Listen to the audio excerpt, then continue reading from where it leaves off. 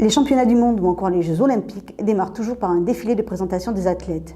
Ce dimanche à Aigueblu, les nageurs ont eu aussi le droit de défiler devant leur public. Un moment festif avant de plonger pleinement dans la compétition.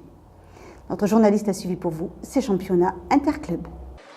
Sur le bord du bassin, les clubs des Landes et des Pyrénées-Atlantiques ont défilé déguisés avant d'entamer une hola donnant le ton de cette première compétition organisée à Aigueblu dans le bassin de Max Natation.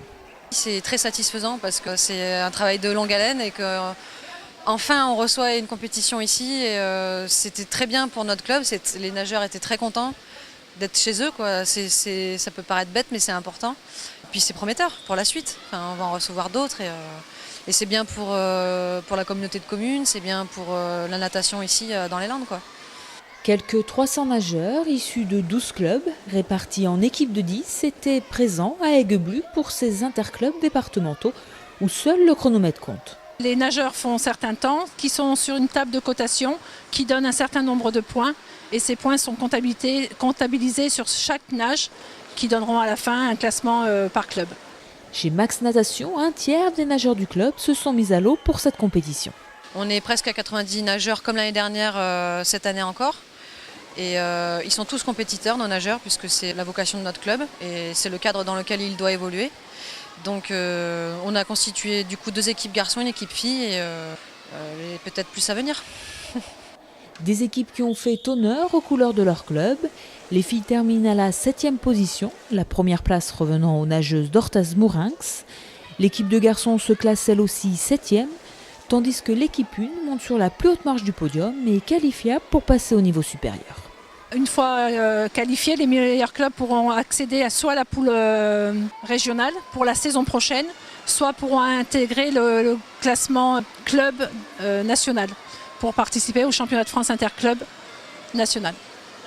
Les objectifs fixés, c'était de monter sur la catégorie supérieure. Donc le niveau supérieur, ce serait le niveau régional interclub.